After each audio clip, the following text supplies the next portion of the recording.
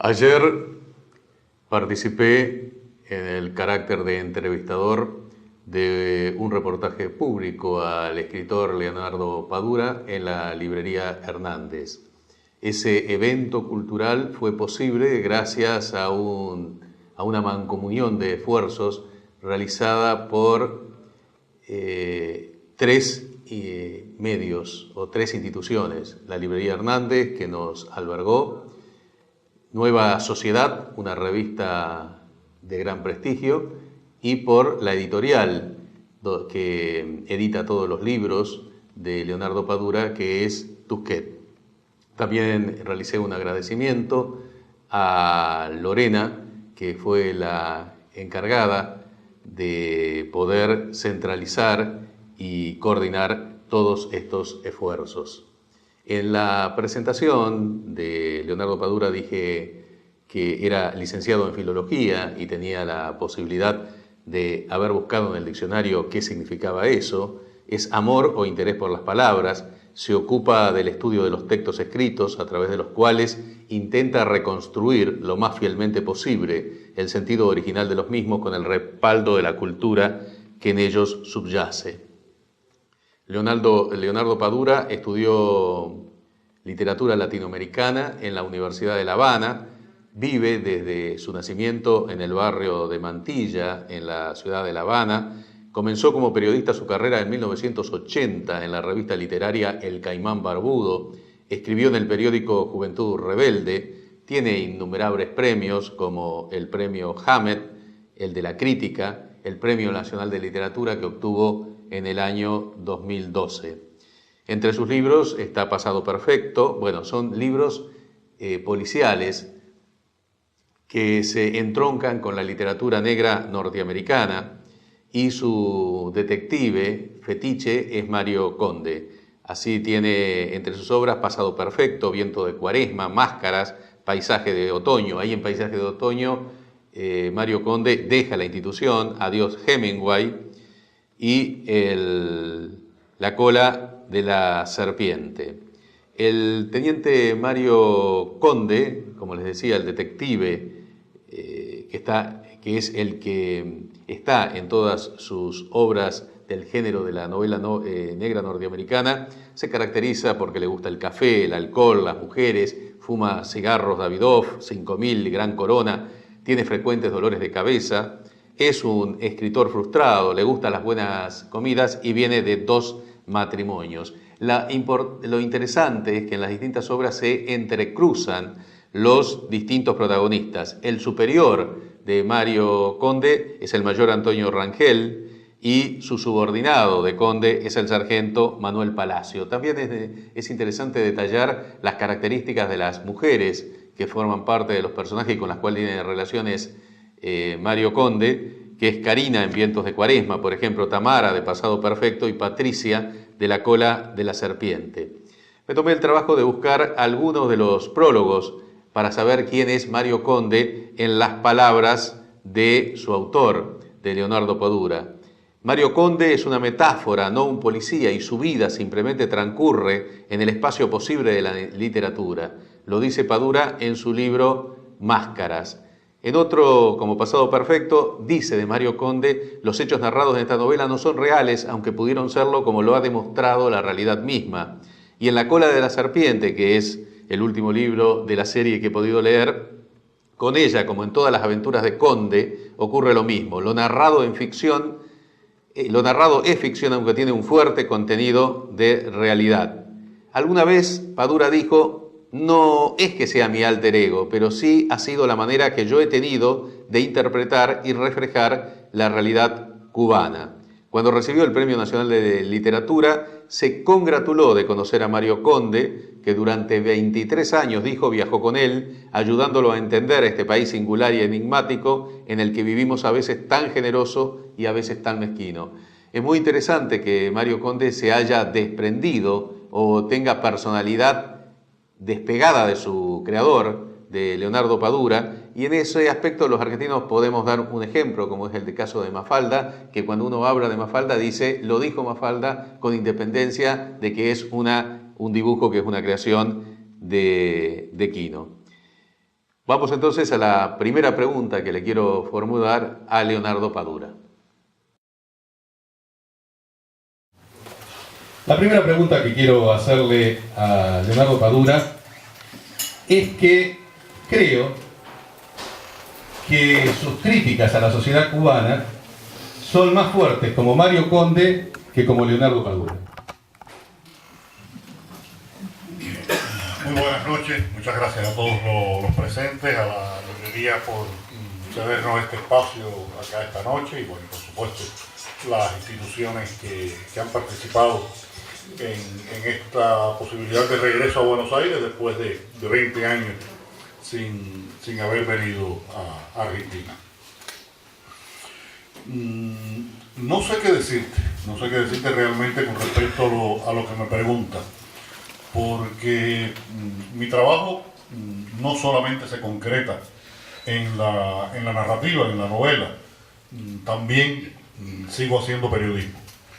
Yo trabajé primero en una revista cultural 3 años, después en un periódico vespertino, escribía largos reportajes para la edición dominical, 6 años, después estuve 5 años en una revista cultural como jefe de redacción, y a partir del año 1995 me desvinculé de todos los centros laborales oficiales, decidí profesionalizarme como escritor, pero no dejar de hacer periodismo.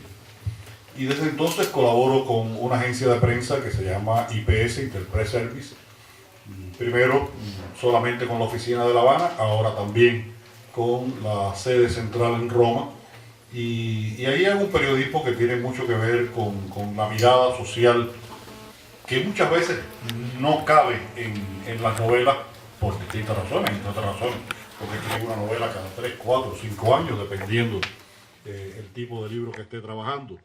Y la reflexión periodística me permite tener una mirada constante sobre la realidad cubana. Pero he tratado a la vez de hacer un periodismo que no se agote en sí mismo con el momento de su publicación. Tanto que de esas crónicas que he escrito para la agencia IPS hemos publicado 2 libros. 2 libros hemos seleccionado, por supuesto, hay trabajos que sí tienen una coyuntura precisa por algún acontecimiento preciso, pero son textos en los que yo trato de ver la evolución de la vida cubana y por lo tanto han tenido una permanencia y se han podido publicar en forma de libro. Estas crónicas, que generalmente es lo que escribo para la agencia, un poco pueden servir para establecer una mirada sobre lo que ha ido pasando en Cuba en estos últimos 15 años, para poder marcar el ritmo de la evolución de la realidad y del pensamiento de las personas. Paralelamente o conjuntamente he hecho mi trabajo literario y en las novelas de Mario Conde y en las novelas en las que no aparece Mario Conde. Entre las novelas de Conde falta una que ha circulado bastante poco aquí en Cuba, en Argentina, que es La neblina del ayer, que pienso que es la novela más completa del personaje de Conde, es la más ambiciosa incluso en su planteamiento literario. Y entre las novelas en las que no aparece Conde hay una que también ha circulado muy poco, que es La novela de mi vida, que tiene como personaje central, y digo central, no protagonista, al poeta José María Heredia, un poeta de principios del siglo XIX, poeta romántico cubano. Y en cada una de estas novelas hay una mirada sobre la realidad cubana en la que trato, desde mi perspectiva, de mostrar no ya la esencia política de lo que está ocurriendo en Cuba, sino los resultados éticos de lo que está ocurriendo, ha ocurrido en Cuba a lo largo de estos años. Son novelas muy afincadas en una experiencia generacional. Cuando tú mencionabas las personas que rodean a Mario Conde, hablabas de sus compañeros de trabajo. hablabas de sus mujeres, pero te faltó un grupo importante, que son los amigos de Mario Son los Conde. amigos, Carlos, que fue herido el en Conejo, Angola, Carlos que quedó paralítico, Candito. Candito. Candito el Rojo, el Conejo, al médico Andrés, que se va a Miami al final de Paisaje de Otoño, pero que sigue estando presente en la reflexión, en el recuerdo, en la evocación de estos personajes. Y toda esa generación que un poco completan al personaje de Mario Conde, me ha servido para darle esa fuerte pertenencia generacional a estas novelas, esa mirada que vista tal vez la realidad cubana desde una generación más joven que la mía o desde una generación mayor que la mía, hubiera resultado distinto. Tan es así que cuando escribí La neblina del ayer, tuve que tomar una decisión, y es que la realidad cubana había cambiado tanto en los años 90 que Mario Conde se sentía incapaz de entenderla y expresarla plenamente. Y creé un personaje de una generación más joven, un hombre de 20 y tantos años, en esa época, recién graduado de ingeniero en la Universidad de La Habana, que es un poco la representación de una generación mucho más pragmática que la de Mario Conde, menos romántica sin duda, más cínica en algunas formas de entender y de vivir la realidad. Este personaje, que es ingeniero, dice en un momento que si todavía tiene colgado el título universitario en una pared de la sala de su casa, es porque el pergamino de que hacen el título es demasiado rugoso para limpiarse el fondillo con él. Y se ha dedicado a hacer dinero de muchas formas, siempre en los bordes de la ilegalidad, y con ese sentido pragmático que caracteriza a una generación que creció en los años 90, en los años de la gran carencia del periodo especial, donde se produce un éxodo muy notable de gentes de todas las categorías y generaciones en Cuba, porque realmente se vivió un momento en el que la vida cotidiana se hizo muy, muy, muy complicada, muy difícil, faltaba todo. Y esa generación que vio el fracaso de los ideales de sus padres, es decir, los que somos de mi generación, los que tenemos ahora entre 45 y 60 años, los hijos, que son los que tienen ahora entre 20 y 30 años, tienen una visión completamente distinta de la realidad, prácticamente sin asomos de romanticismo. Te decía que las críticas, he visto las críticas en distintos reportajes. Vos estuviste en la Argentina en el año 92. Entonces Cuba estaba en el periodo especial, la Argentina estaba en el inicio de la década menemista. Ha vuelto muchos años después. En Cuba hay una apertura, ya ha sido superado aquel periodo especial, y en la Argentina también se vive otra etapa. Has tenido una enorme cantidad de reportajes, creo haberlo leído casi todos, pero por ejemplo en ninguno de ellos leí cosas tan duras como la que decís en La cola de la serpiente, que Mario Conde dice en La cola de la serpiente, que dice: para un país donde vivir resultaba y resultaría por mucho tiempo más complicado que morirse. Es una expresión extremadamente dura, sobre todo para gente de mi edad que buena parte de su juventud tuvo como un faro la Revolución Rusa y la Revolución Cubana. Sí, es que todavía los entierros en Cuba siguen siendo gratuitos. Y entonces es mucho más fácil morirse que vivir todos los días. Imagínense, a mí me gusta, como soy escritor, no soy sociólogo ni filósofo, me gustan los ejemplos de la vida cotidiana para poder ilustrar y que se entiendan determinados elementos de lo que es la vida cubana. Un médico en Cuba gana alrededor de 500, 600 pesos. Estamos hablando de 25, 30 dólares. Y un litro de aceite de girasol vale 2 dólares con 40 centavos.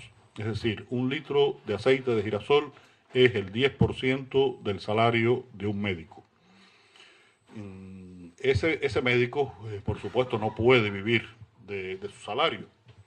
Vive entonces de lo que sus pacientes, a los que trata de una manera cortés y eficiente, en agradecimiento, como gesto de gratitud, le van regalando. Alguien le regala esa botella de aceite, el otro le regala unos jabones, el paciente que viene del campo viene con una bolsa de malanga y con 2 gallinas, y así vive el médico.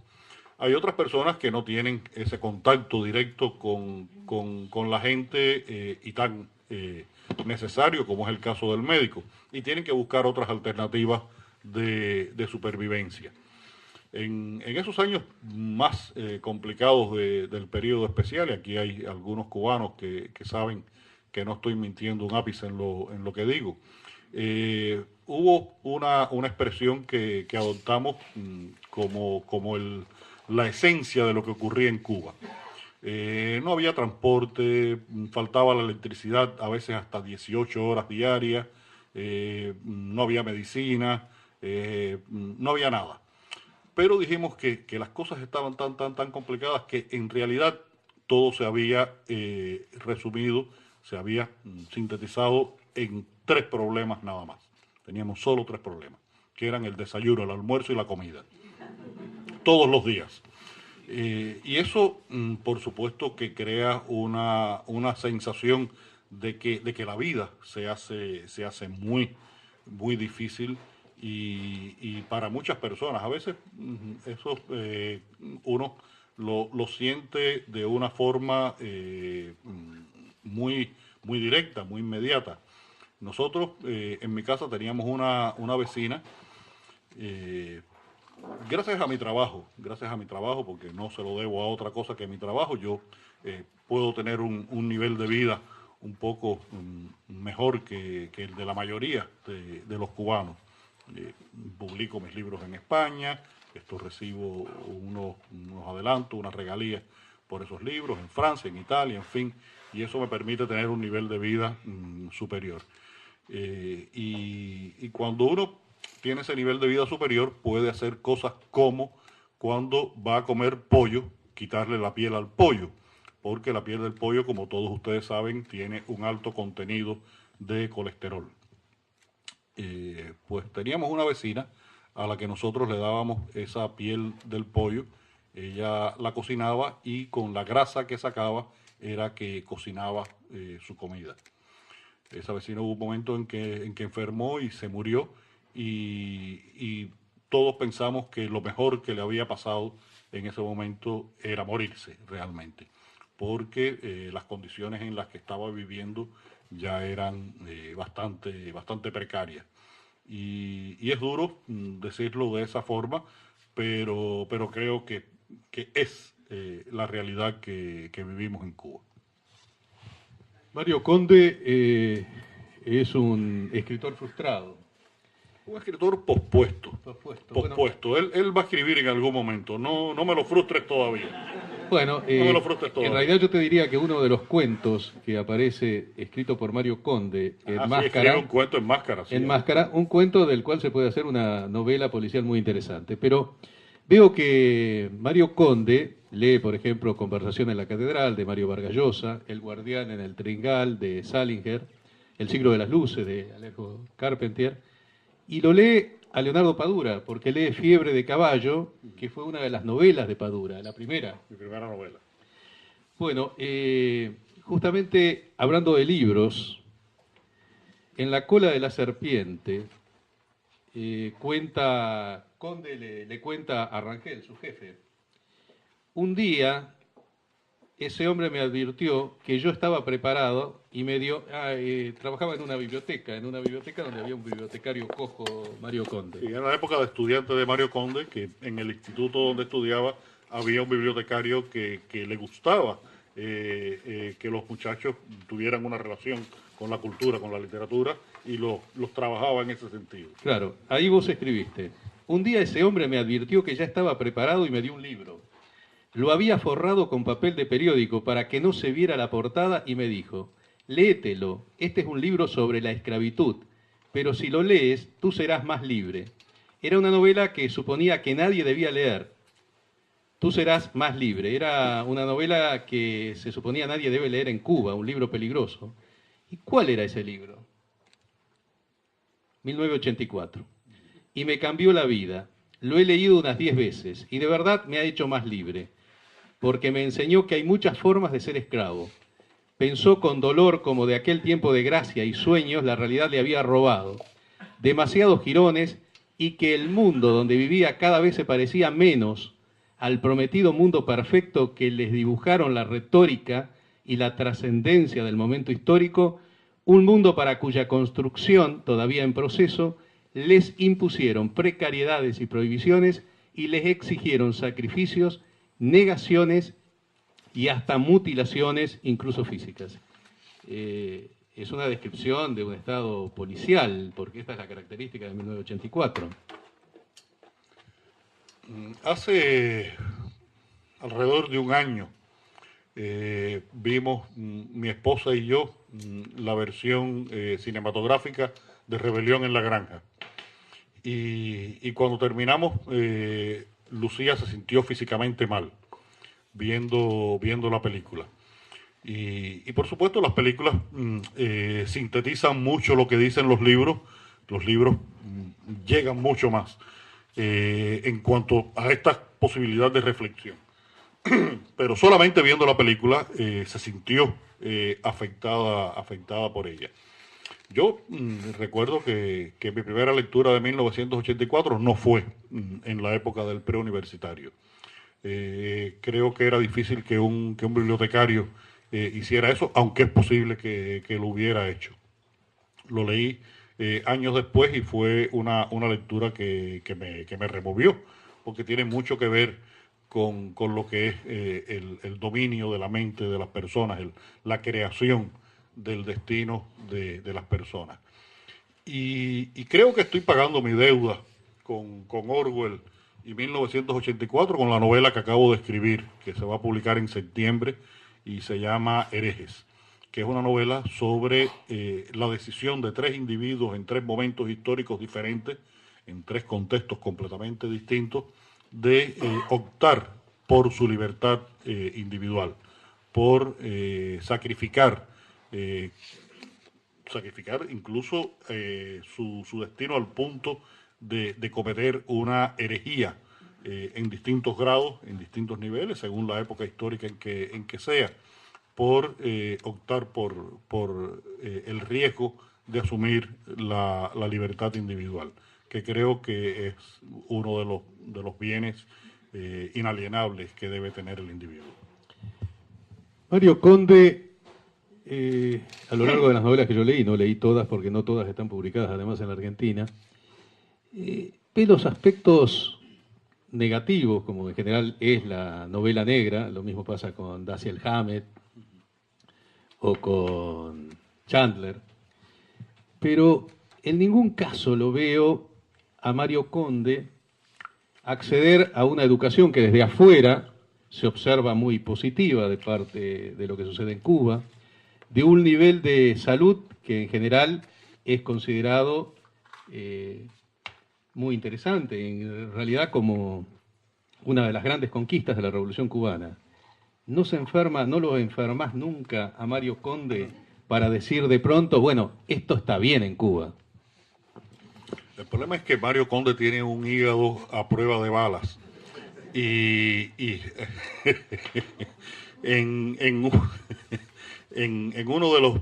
Ahora mismo estamos en un proyecto de una posible, querida y soñada posibilidad de llevar al cine al personaje de Mario Conde.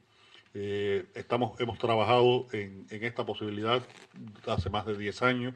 Ahora estamos con un productor alemán y un productor español que parece que sí van a poder hacerlo, y Lucía está trabajando conmigo los guiones. Y hay un parlamento, aunque los guiones son más de Lucía que míos, hay un parlamento que es mío, que es un momento en que Mario Conde entra en en el cuarto de la morgue y viene de un día, de una noche en que tuvo una de esas borracheras terribles y el forense, cuando lo ve llegar, sin decir palabras, se le acerca, le mira el globo del ojo y le dice, necesito cuando te mueras que me dones el hígado porque con tu hígado voy a hacer una tesis de doctorado. Porque es un hígado a prueba de cualquier cosa. Yo creo que uno cuando escribe una novela tiene que escoger determinados elementos de la realidad. En los periódicos cubanos, en los últimos 50 años, se han escrito tantos reportajes sobre las bondades de la salud pública cubana que hablar de ese tema sería redundante. Lo que ocurre es que también faltarían reportajes que dijeran cómo ocurren cosas en la salud pública cubana, tales como hay un pabellón en uno de los hospitales cubanos, el hospital que me corresponde a mí por la zona donde vivo, que es un hospital construido a principios del siglo XX. Se llamaba originalmente la Quinta de los Dependientes, porque los dependientes del comercio habían hecho una mutual y construyeron esa quinta.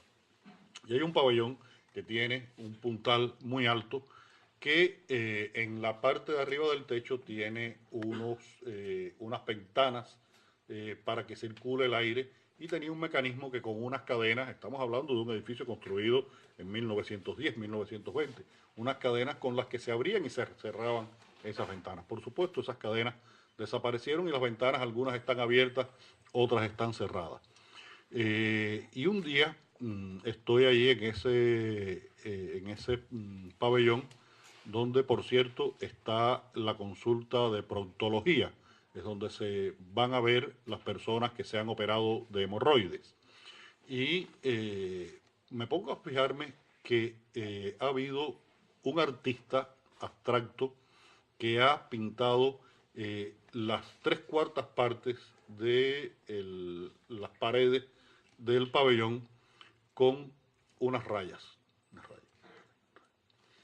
Y digo, ¿cómo es posible que estén estas rayas aquí? ¿Qué significan estas rayas? Y le pregunto a un médico ortopédico amigo mío que trabaja también ahí está el departamento de ortopedia. Le digo, Frank, ¿qué cosas son esas rayas que hay en toda la pared? Y dice, mierda de murciélago. Los murciélagos entran por la noche por la ventana, vuelan y cagan, y la mierda va a dar a las paredes. Eso también es un hospital cubano. Y hemos visto cosas también tremendas en esos hospitales. A veces incluso la prensa cubana lo ha reflejado. Pero yo creo que para hablar de esas bondades, bueno, ya hay espacios suficientes y hay otros problemas de la realidad cubana que no aparecen en la prensa ni aparecen en ningún medio oficial. Y la literatura cubana más reciente, no soy el único, se ha ocupado mucho de hablar de esos problemas. Por ejemplo, el fenómeno del resurgimiento de la prostitución en Cuba. En el año 1988-89, Claribel se acuerda seguramente de esto, en una revista que se llama Somos Jóvenes se publicó un reportaje, El caso Sandra. ¿Te acuerdas, Claribel? De Luis Manuel. Y aquello casi provocó el cierre de la revista porque era la historia de una muchacha que se prostituía. Y el gobierno cubano no reconocía que hubiera prostitución en Cuba. Y como en mi novela Pasado Perfecto, donde yo hablo de un funcionario cubano corrupto, Rafael, no fue premiada en el concurso en el que yo la envié porque los organizadores del concurso consideraron que era una novela que no decía lo que revolucionariamente se debía decir en aquellos momentos. Y estamos hablando del año 91, después de que en el año 89 se celebraran unos juicios contra un grupo de altos cargos del Ejército y del Ministerio del Interior, que se fusilaron incluso 4 personas, entre ellos el general Ochoa, uno de los héroes de la República de Cuba, por cargos como corrupción, tráfico de marfil y diamantes y narcotráfico. Y ahora resulta que todo el mundo se ha dado cuenta en Cuba, incluido el gobierno, de que la corrupción es un mal que puede hacer peligrar el destino de todo el proyecto social y del país y de la vida de los ciudadanos, porque es un mal bastante extendido o muy extendido, y hay una lucha contra la corrupción en estos momentos. Por lo tanto, creo que el escritor cubano ha tenido que asumir una responsabilidad adicional, que es la de escribir sobre la realidad que no aparece en la prensa. Y eso también ha lastrado un poco la literatura cubana, porque muchas veces ha tenido que forzar sus límites para llenar un espacio de la realidad que no aparece reflejado en los medios. Hacías referencia a Arnaldo Ochoa Sánchez, que fue efectivamente, según el diario Gramma, Ochoa y sus cómplices conspiraron para transportar 6 toneladas de cocaína vía Cuba, recibiendo a cambio $3,5 millones. Fue un hecho muy conmocionante porque efectivamente había participado de la Revolución Cubana y había sido héroe de la Guerra de Angola. Estas críticas que formulás a la sociedad cubana y vivís en Cuba, ¿pensás que si las mismas hubieran sido hechas en 1970, 71, tu destino hubiera sido similar a la de Heriberto Padilla? Heberto Padilla. Yo creo que Heberto Padilla ni siquiera hizo críticas. Heberto Padilla era un poeta que tenía una visión existencial que en aquellos momentos no se consideraba la apropiada para un poeta revolucionario, y ahí empezaron a venir algunos de los problemas o el gran problema que tuvo. En la literatura cubana de los años 70, sobre todo, escribir un texto, y es lo que le pasa a mi personaje de Iván en El hombre que amaba a los perros, que no reflejara suficientemente el estado de exaltación revolucionaria que se suponía que debía haber en Cuba, significaba que no te lo publicaban, que te censuraban. En los años 80, uno de los escritores más importantes de mi generación, Zenel Paz, escribió un cuento con la historia de un joven estudiante que se suicidaba por amor. Y ese cuento le trajo muchísimos problemas, no se publicó en largos años. Es decir, que cosas tan elementales como esas no se podían decir en la literatura. Creo que a partir de los años 90 es que hay un cambio total, porque ya la sociedad y la literatura cubana no podían seguir tratando de ocultar lo que realmente ocurría, y los escritores empezamos un poco a hacer algo. Esta frase le pertenece a Manuel Vázquez Montalbán y yo me la he apropiado: a levantar el techo de tolerancia que existía por parte de las editoriales y las autoridades culturales cubanas. Y hoy en día la visión de la literatura cubana, fundamentalmente de la narrativa, incluso del teatro, del cine, es una visión absolutamente crítica, Hay distintos temas en tus novelas. La homosexualidad está presente en una de ellas, en Máscaras, y todo lo que pasó en Cuba en otro periodo. Esto ha sido superado en la actualidad prácticamente, no desde el punto de vista gubernamental, no en la sociedad misma, donde el machismo sigue presente. Ahí hay un protagonista, Alberto Marqués, que es dramaturgo y director de teatro, al cual se lo somete a un juicio que sí me hizo recordar la forma del juicio a los procesos de Moscú. Ese juicio está inspirado en acontecimientos reales.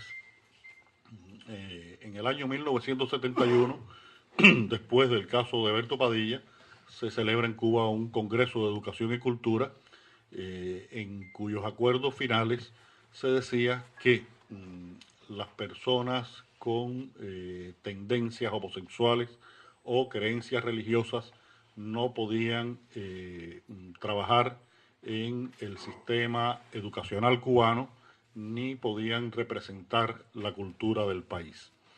Y comenzó un proceso que se llamó la parametración. Es decir, había parámetros que el profesor o el artista debía cumplir para poder pertenecer a un grupo de teatro, trabajar en una editorial o ser profesor. Y esos procesos de parametración en muchos casos se convirtieron en juicios no públicos, pero juicios laborales, en los cuales fueron expulsados de sus trabajos muchísimos artistas. Sobre todo esto pasó de manera muy dramática, como le corresponde en el caso del teatro. Y uno de los personajes y de las personas reales en la que está inspirado este personaje de Alberto Márquez es el caso de Virgilio Piñera. Virgilio Piñera es el dramaturgo cubano más importante del siglo XX. Vivió los 10 últimos años de su vida en total ostracismo.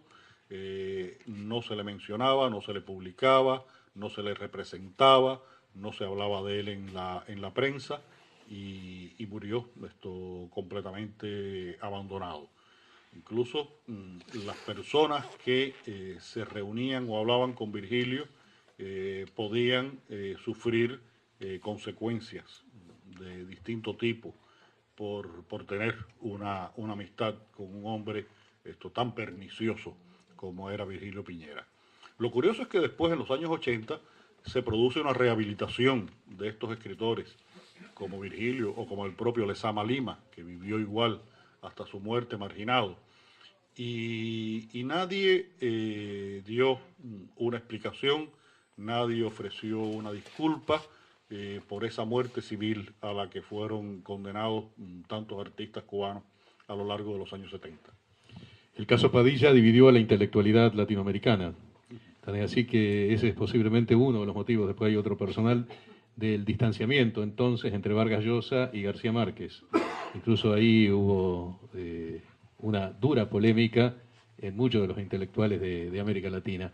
Ya que sos autor de novelas policiales, me llamó la atención que en ninguno de tus reportajes hicieras referencia a algunos escritores argentinos, de los cuales, sin lugar a duda, Borges, que ha escrito una cantidad de cuentos policiales, es posiblemente el más señalado, y también el caso de un escritor emblemático argentino como Rodolfo Walsh.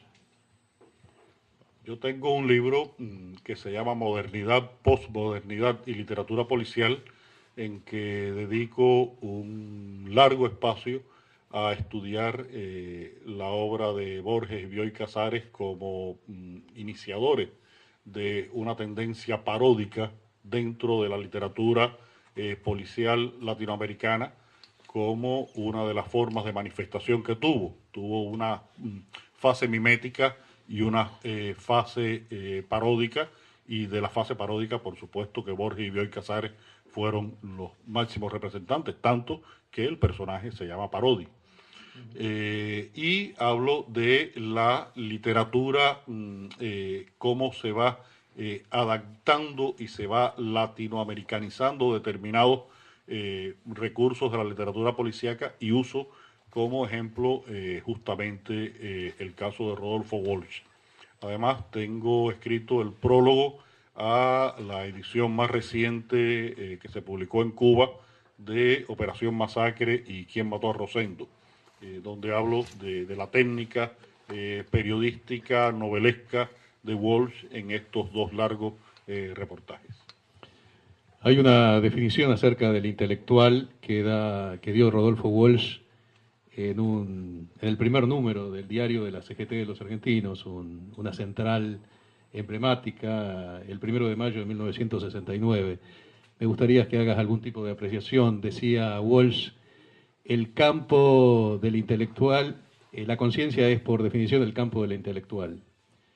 Todo intelectual que no comprenda lo que pasa en su país y en su tiempo es una contradicción andante, pero si lo comprende y no actúa, podrá formar parte de la antología del llanto, pero no en la historia viva de su pueblo.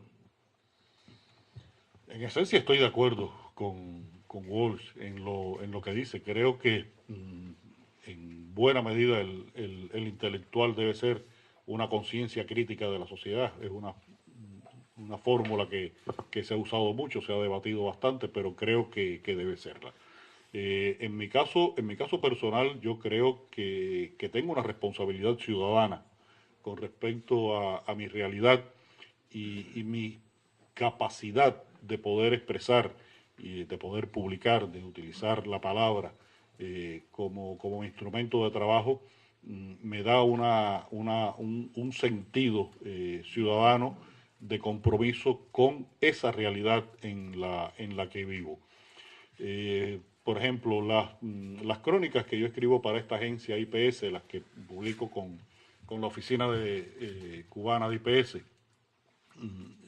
el sitio donde se encuentran se llama La Esquina de Padura, porque son crónicas que están escritas desde la visión que puede tener un ciudadano cubano que se para en una esquina de un barrio y mira la realidad. He tratado de no convertir esa posibilidad de expresión en una reflexión filosófica elevada, sino ponerlo en el punto de vista que puede tener una persona común y corriente con respecto a la realidad. Pero también estoy de acuerdo, y me parece que es una de las cosas que más me conmovieron y me admiraron con respecto a la figura de Trotsky, cuando en el llamamiento a los intelectuales progresistas del mundo que escriben en el año 38 en México, lo escriben él y Bretón, a pesar de que aparece firmado por Diego Rivera y Bretón. Trotsky no quiso que su firma apareciera. Le exige a Bretón, y eso yo lo recalco mucho en la novela, que había que decir que para el arte no había ningún otro compromiso que el de su libertad absoluta, que el arte tenía que tener libertad absoluta a la hora de reflejar sus necesidades, sus realidades, su manera de crear. Porque muchas veces se le exigen compromisos al arte que terminan lastrando su propia capacidad. Es decir, que creo que hay que tener en cuenta esa necesidad de servicio que debe tener el arte, pero también hay que respetar la libertad del creador. Ahora pasamos a hablar del hombre que amaba a los perros, pero antes te quería preguntar, como última pregunta de esta primera parte del reportaje, dame una evaluación o tu evaluación histórica de las figuras de Fidel Castro y de Che Guevara. ¿Por qué no seguimos hablando de literatura? Porque me vas a meter directamente en política y a mí no me interesa hablar de política. El campo del intelectual es por división sobre la conciencia. Sí, la conciencia es muy amplia y la política es una parte de la conciencia. Podemos seguir en la otra parte. Bueno, me parecía interesante que dieras tu opinión sobre... Vos sos un hijo de la Revolución Cubana porque naciste en el año 55, es decir, que toda tu vida consciente has vivido insertado en este periodo que ha sido en América Latina, más allá de sus contradicciones, de sus taras, algo esperanzador. A ver, realmente yo soy hijo de Nardo y Alicia, mi papá y mi mamá, porque creo que a ellos debo fundamentalmente la educación ética de la persona que soy y que trato de ser. Mi padre es masón desde el año 1949, es decir, antes de que yo naciera. Y mi madre es católica. Católica a la cubana. Lo mismo va a la iglesia que un día puede ir un santero. Esa religiosidad distendida que existe en Cuba. Y con ellos aprendí, creo que los valores fundamentales que he tratado de que me acompañen toda mi vida. la logia de mi barrio está a 100 metros de mi casa. Mi padre fue uno de los fundadores en el año 52 y como esa logia sesiona los viernes, generalmente los masones cuando iban a la logia pasaban por mi casa y mi mamá hacía café y siempre había algunos allí que se quedaban un rato conversando o cuando salían de la logia venían y hacían un poco de tertulia cuando terminaban sus sesiones masónicas. Y ahí yo aprendí algo que creo que es muy importante y es el concepto de la fraternidad. La institución masónica es una fraternidad de hombres libres. Ahí en el portal de mi casa tomaban café juntos un abogado, un médico, un negro albañil, el basurero del barrio, que parecía un irlandés, tenía el pelo rojo, Santiago, nunca se me olvida. Y todas estas personas que tenían posibilidades económicas, colores de piel distintas, se trataban entre sí como hermanos. Y ahí yo aprendí algo que es muy importante y que ha sido decisivo para mí, es que realmente lo más importante es la condición humana, la condición de seres humanos que nos hace a todos hermanos si deseamos ser hermanos. Con mi madre llegué a un acuerdo muy temprano, uno de los acuerdos fundamentales que he tenido en mi vida, y es que yo iba a asistir a la iglesia hasta que hiciera la primera comunión y que al día siguiente no iba a ir más a la iglesia. Porque todo este fenómeno místico, religioso, tenía una cierta atracción en mí, pero a mí me atraía mucho más jugar pelota. Y los domingos, béisbol, y los domingos era el día que todos los muchachos podíamos jugar pelota. Y yo me crié en un ambiente absolutamente libre y gregario. En mi casa nos reuníamos alrededor de 10, 12 muchachos. En aquella época teníamos 6, 7, 8 años. Desde los 5 años yo andaba por la calle, esto como si fuera una bala perdida, porque mis padres sabían realmente dónde yo andaba. Y entre esos amigos, hoy hay médicos, geógrafos, matemáticos, asesinos, de todo, porque éramos un grupo que la vida llevó a la gente por lugares distintos. Hay uno que todavía se salió de Cuba en el año 1980 por el Mariel y es considerado uno de los excluibles. No lo dejan regresar a Cuba ni lo dejan salir a la calle en los Estados Unidos y tiene 5 asesinatos en la cárcel norteamericana donde está. Y vivía ahí frente a mi casa. Y nos criamos juntos y aprendí ese sentido del compañerismo, de la amistad. Creo que eso es la mayor enseñanza y es realmente la pertenencia a la cual me debo y la paternidad que recibí.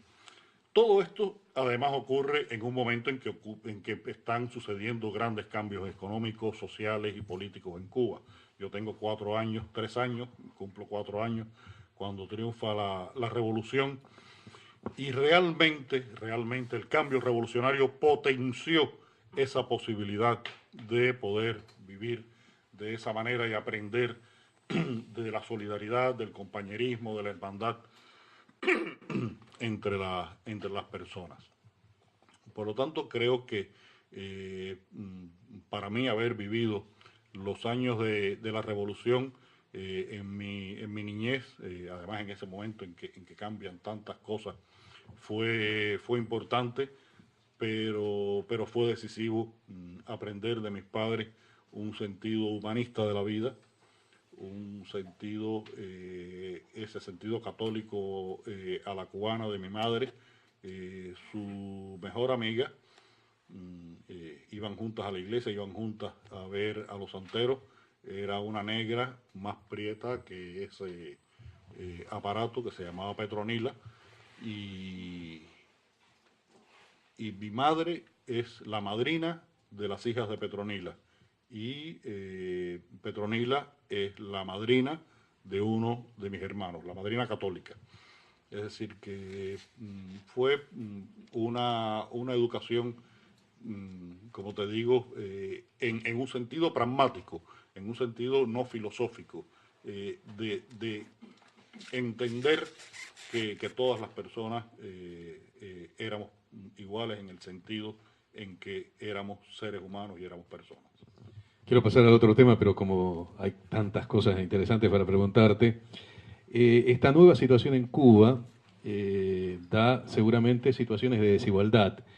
En esta excelente revista, uno de los auspiciantes de este encuentro, Nueva Sociedad, hay un trabajo, vos tenés dos, he leído dos notas tuyas en Nueva Sociedad, hay un trabajo donde en la década del 80, antes del periodo especial, la investigación dice que una de las cosas que más apreciaban los cubanos era la igualdad en una sociedad con pobreza pero sin miseria. Vos ahora, Candito, uno de los personajes de Amigos de Conde, dice dirigiéndose a Mario Conde: tú sabes que hay dos mundos, Conde, el de los niños de papá y el de la gente de la calle como yo. Y los niños de papá son los que tienen ladas, motos, etc. ¿Eso es lo que pasa hoy en la sociedad cubana? No, eso es lo que pasaba en los 70 y los 80. Era muy simple. Existía una pequeña élite de los hijos de los grandes dirigentes del país que tenían posibilidades económicas y materiales que el otro 98% de los cubanos no teníamos. Sin embargo, creo que en esos años, finales de los 60, 70, cuando yo hago mis estudios medios, yo entro en la secundaria en el año 68, termino el preuniversitario en el 75, nunca tuve más de 2 pantalones, además del pantalón del uniforme. Nunca tuve más de 2 pares de zapatos. Y el problema es que ninguno de mis compañeros tenía más de 3 pantalones ni más de 2 pares de zapatos. Y todos éramos iguales. Lucía, mi esposa, la mamá tenía que coserle artesanalmente unos zapatos para que fuera a la escuela, porque era solamente ella y eran realmente muy pobres. Y en su casa no había televisor y veía televisión en casa de unos vecinos. A veces yo incluso le hablo a Lucía de ciertos programas de televisión que ella nunca pudo ver, a pesar de que es más joven que yo, porque no tenía televisión en su casa. Pero sin embargo, como sí tenían un radio, Lucía me canta unas rancheras mexicanas que oía constantemente la madre de ella, pero que en mi casa no se oían. Y ese sentido de igualdad lo disfrutamos muchísimo, lo disfrutamos muchísimo. Para mi generación, yo recuerdo que una vez estaba yo posiblemente todavía en la secundaria y un primo mío que después se hizo matemático, mayor, me preguntó: ¿y qué vas a hacer cuando termines la secundaria? Digo: bueno, estudiar en el preuniversitario. ¿Y qué vas a hacer después que termines en el preuniversitario? Digo: bueno, estudiar en la universidad. Y me pregunta: ¿y por qué tú estás tan seguro? Digo: bueno, porque es lo único que puedo hacer. No sé qué otra cosa puedo hacer más que seguir estudiando y estudiar una carrera en la universidad. Era lo normal, era lo normal. Y esa igualdad la aprovechamos mucho, la aprovechamos mucho. En mi generación hay un % que debe ser elevadísimo de médicos negros. Es la primera vez que masivamente llega una generación a la universidad y es la primera vez que masivamente los negros llegan a la universidad. Los padres de estos amigos míos, por supuesto, cuando triunfa la revolución, ya son personas de 20 y pico, 30 años y les costó más trabajo, pero ya a los que como yo llegan en esos años 70 a la universidad, una gran cantidad estudiaron medicina y son hoy excelentes profesionales. El ortopédico ese que me dijo esto es mierda de de murciélago es más negro que la noche más oscura que uno puede imaginar. Y es un excelente ortopédico. Y ahora la situación es diferente. Ahora una persona, mientras ese médico posiblemente pase trabajo para poder llegar a fin de mes, a lo mejor hay una persona que trabaja cargando maletas en un hotel y gana 10 veces más que el médico. O uno se encuentra a otro negro, como ese médico cuando estudió medicina de 20 años, un negro de 6 pies que trabaja de parqueador frente a un restaurante. Y uno dice, bueno, qué desperdicio de físico, de juventud, pero ese negro todos los días se va para su casa con, vamos a poner una cifra pequeña, $5. Es decir, que en 4 días gana lo que gana el médico en un mes. Y existe además un grupo de personas que por sus trabajos, sus hijos tienen otras posibilidades. Hoy mismo se está creando un conflicto social en Cuba que incluso tiene connotaciones étnicas. ¿Cómo hubo esos negros que llegaron a ser médicos? También hubo otros muchos negros que no estudiaron por razones históricas de que era una clase social, una etnia y una clase social marginada. Y tienen hoy trabajos en los cuales no pueden obtener suficiente dinero. Para que un niño de hoy llegue a la universidad, tiene que tener desde la primaria maestros privados. Es decir, no basta con las clases que recibe en la escuela para ser suficientemente competitivo para aspirar a una carrera universitaria. Tiene que tener maestros privados y esos maestros privados le cobran a los padres más de lo que los padres ganan con su salario oficial. En la época que yo estudié, por supuesto, mi padre llegó a 6º grado, si acaso, mi madre 8º grado, y yo estudiaba matemáticas yo solo o con otro compañero, y cuando estudiaba física lo estudiábamos 2 o 3 juntos, si estudiábamos, porque con las clases nos bastaba. Ahora no.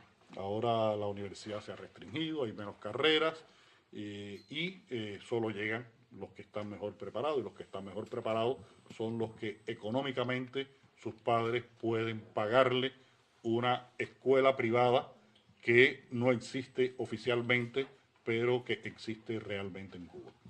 He leído un caso muy particular tuyo. Vos tenés un hermano que vive en Miami, pero el que envía dinero sos vos al de Miami, no el de Miami a vos.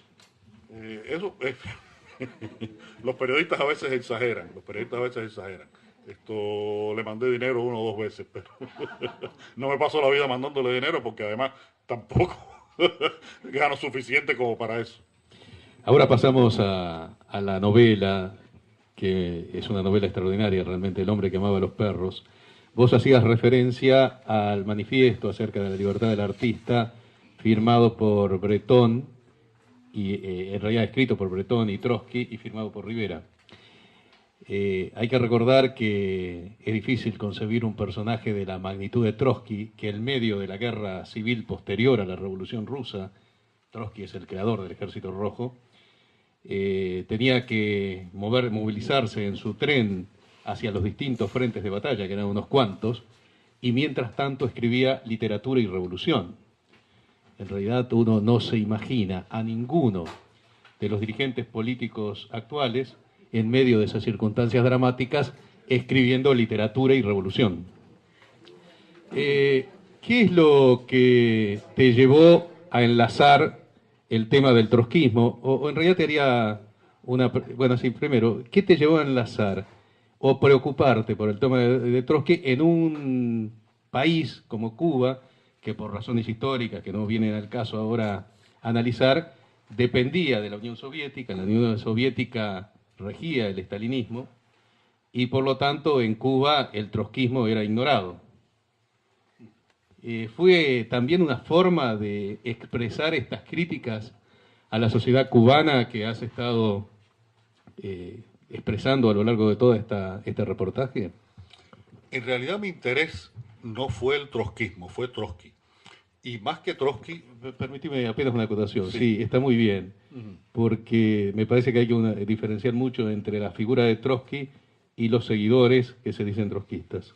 no, el problema es que el trotskismo es un movimiento muy amplio, muy diverso, que desde su mismo a ver, el trotskismo lo inventa Stalin, porque necesitaba crear conciencia o por lo menos la sospecha de que existía una corriente diferente a la leninista dentro del Comité Central del Partido Soviético. Es decir, que es una creación, el trotskismo como tal es una creación estalinista. Ya cuando empieza a haber movimientos trotskistas de seguidores de Trotsky, ocurre desde el principio algo que fue muy dramático, y es que constantemente se escindían, se separaban, a veces por cuestiones que la diferencia era una palabra. Unos querían que en un documento dijera azul y los otros querían que dijera celeste. Y ahí mismo se fajaban y sacaban dos partidos o dos tendencias trotskistas. No podía meterme, por supuesto, en este tema, y me interesaba el drama de Trotsky en la medida en que me parece que simbolizaba el momento de el último punto de no retorno del estalinismo.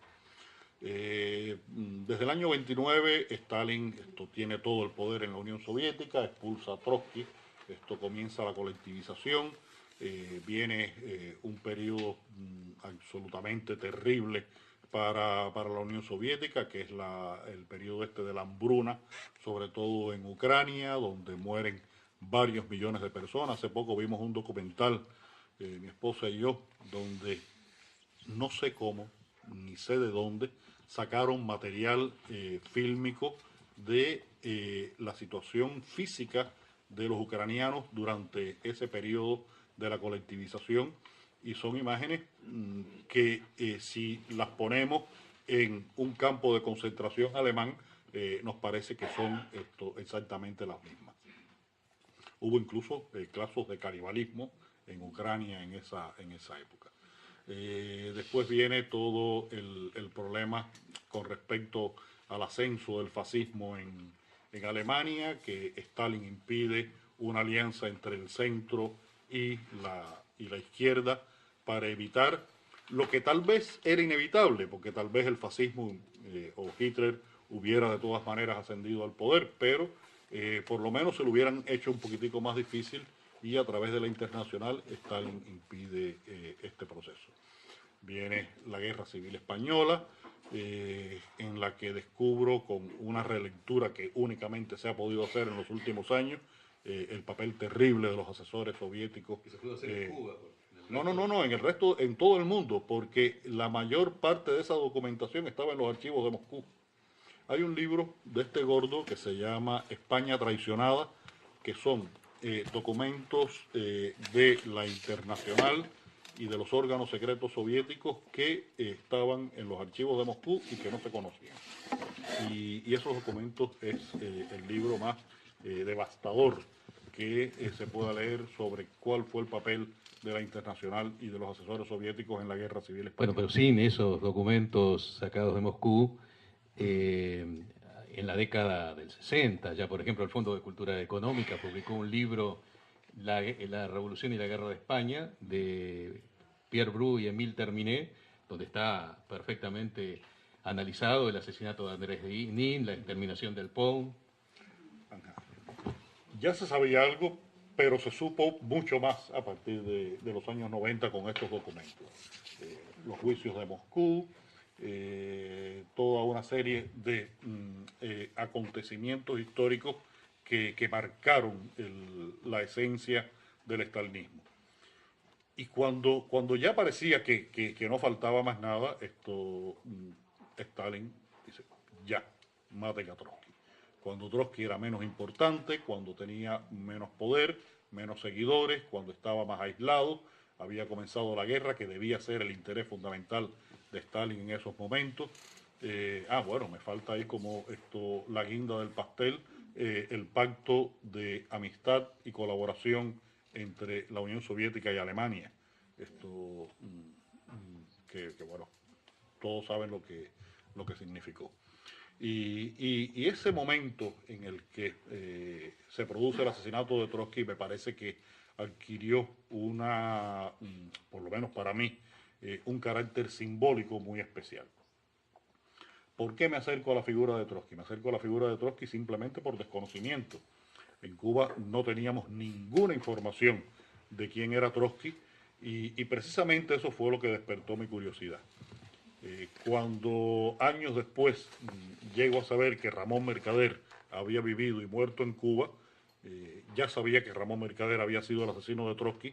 En la época en que Ramón Mercader vivía en Cuba, pudo haber estado al lado mío, haberme dado la mano y decirme: yo me llamo Ramón Mercader. En Cuba no vivía con ese nombre, pero pudo haberlo dicho y yo no hubiera tenido ni la menor idea de quién era ese hombre, porque, por ejemplo, en uno de los libros que publicó la editorial Progreso sobre Trotsky, que se llama Trotsky el Renegado, entre el momento en que, así dice, muere Trotsky, el capítulo siguiente empieza con los destinos del trotskismo en América Latina. Y si no fue asesinado, murió. Murió. Esto por gracia divina, esto fue al cielo, no se sabe. Y por lo tanto no sabíamos quién era Ramón Mercader. Había en Cuba algunos ejemplares. Después yo los conseguí de los que circularon en Cuba en un momento, de la trilogía de Dötcher, publicados por la editorial Era en México en los años 60. Pude después...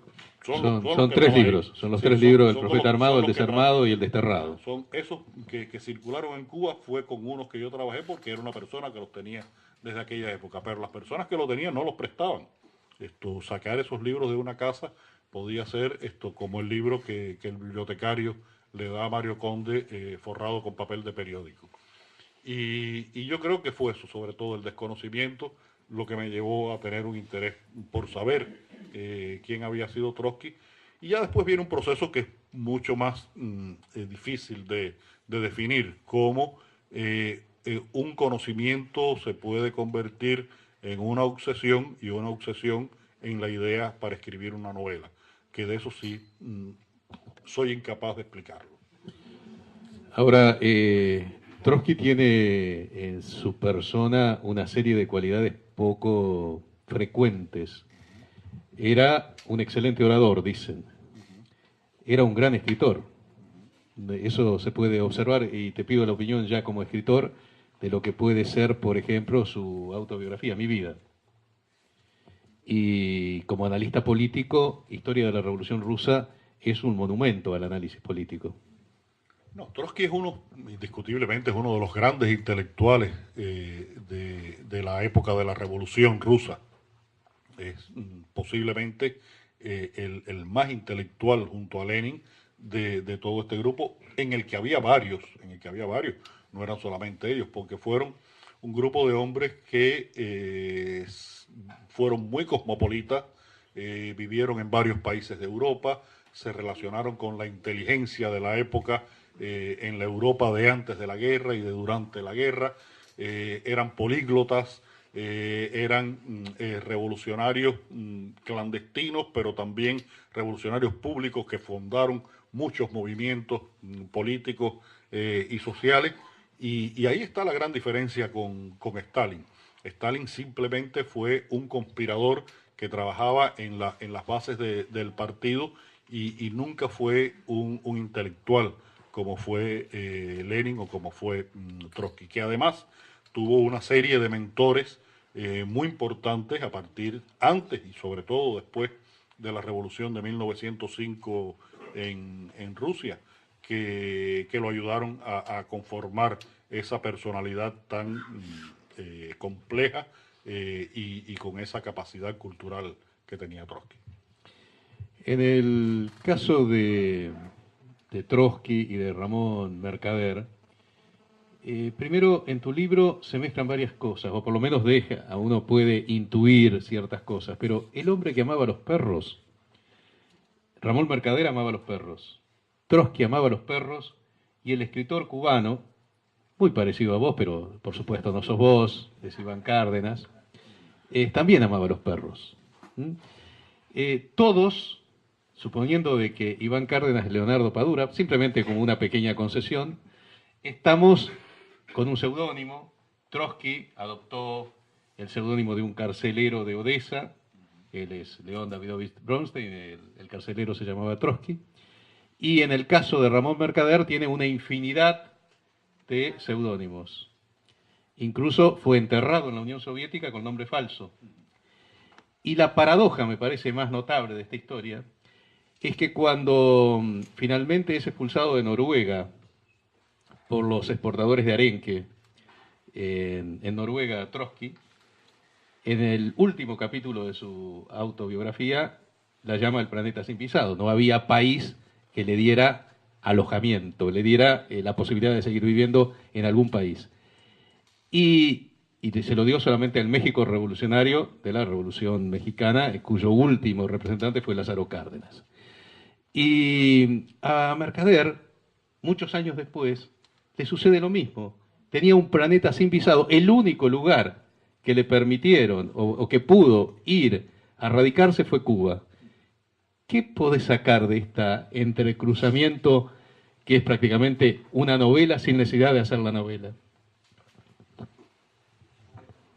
Yo creo que justamente lo novelesco de la realidad es lo que atrae al novelista hacia la posibilidad de hacer una novela a partir de una determinada realidad histórica probada y que haya existido.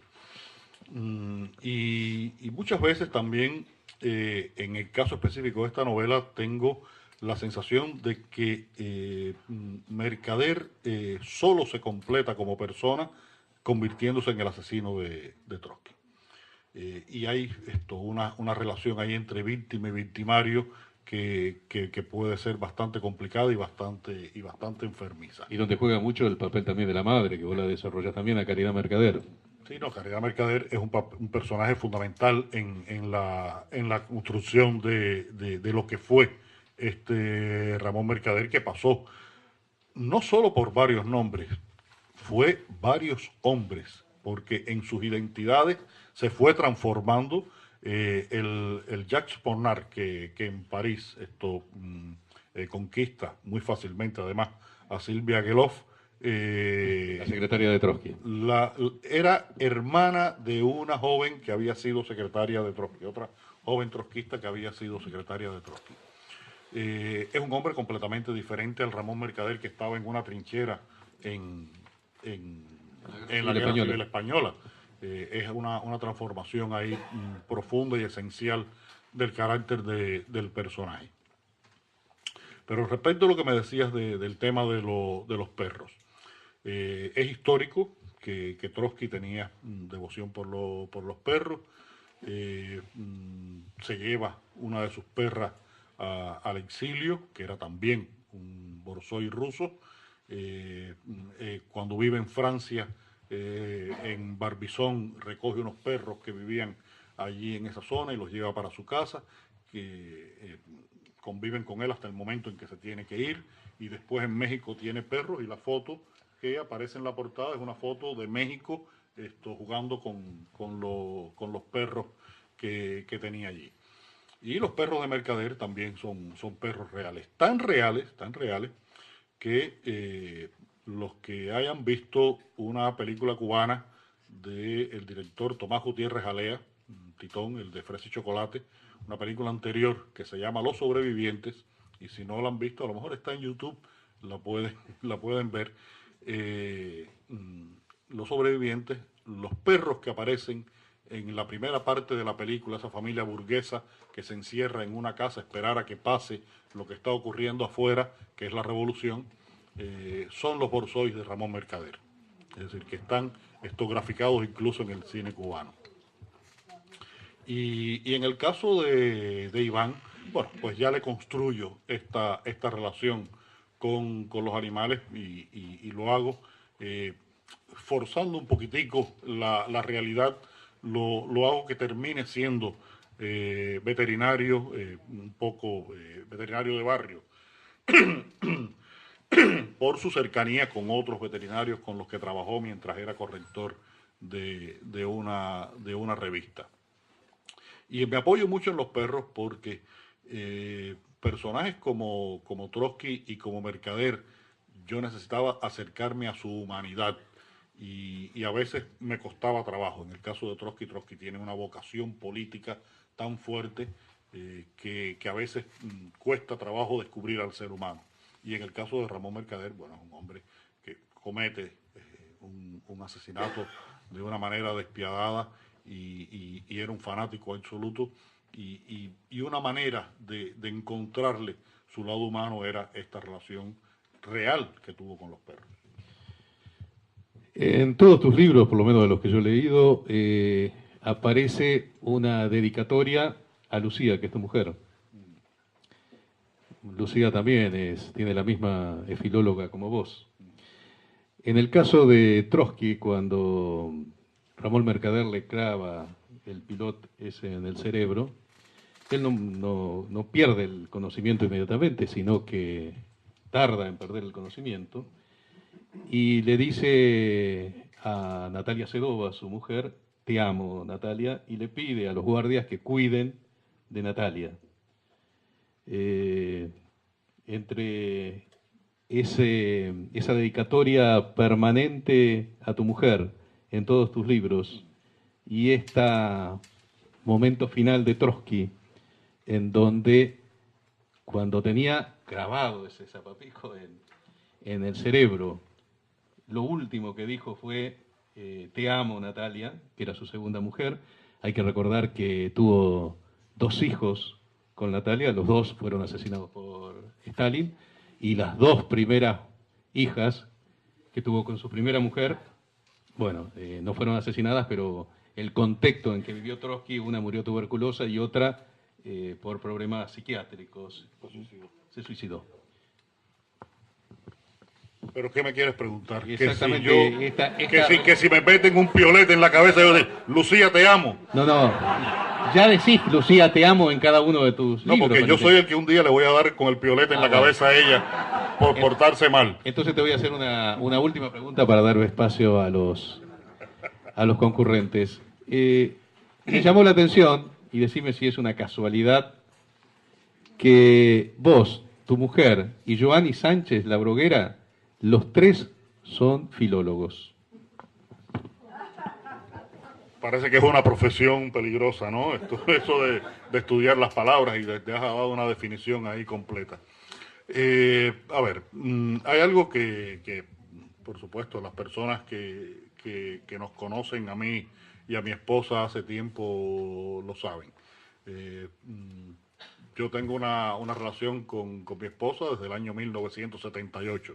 Nunca nos acordamos cuándo es la fecha del matrimonio.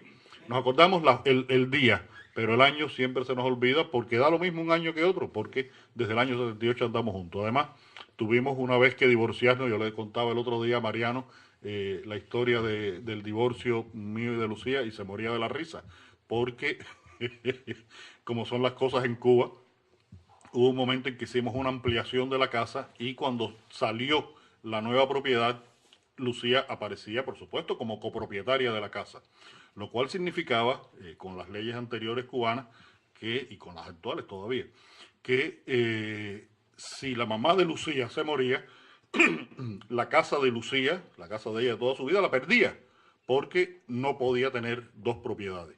Entonces tuvimos que divorciarnos.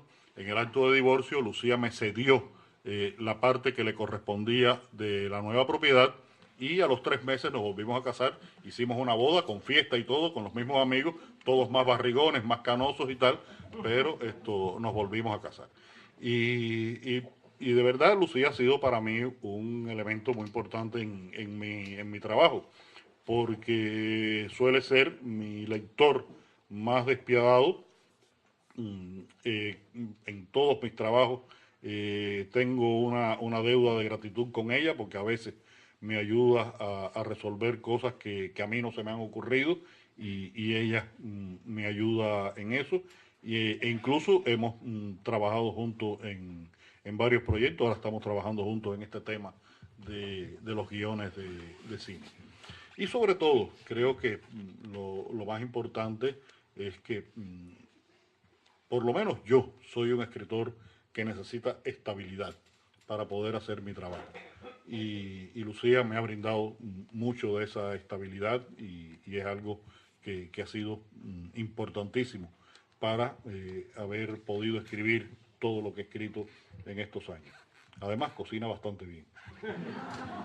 Bueno, ahora vamos a pasar simplemente un comentario. Toda esa descripción que hiciste vos con relación a la primera comunión, ¿no? Tu hermanito mellizo Mario Conde dice exactamente lo mismo en sus libros, ¿eh? No sé por qué lo dirá. No sé por qué. Bueno, los que quieren pedir la palabra, lo único que le pediría es que la pregunta fuera directa. Vamos a aprovechar el tiempo.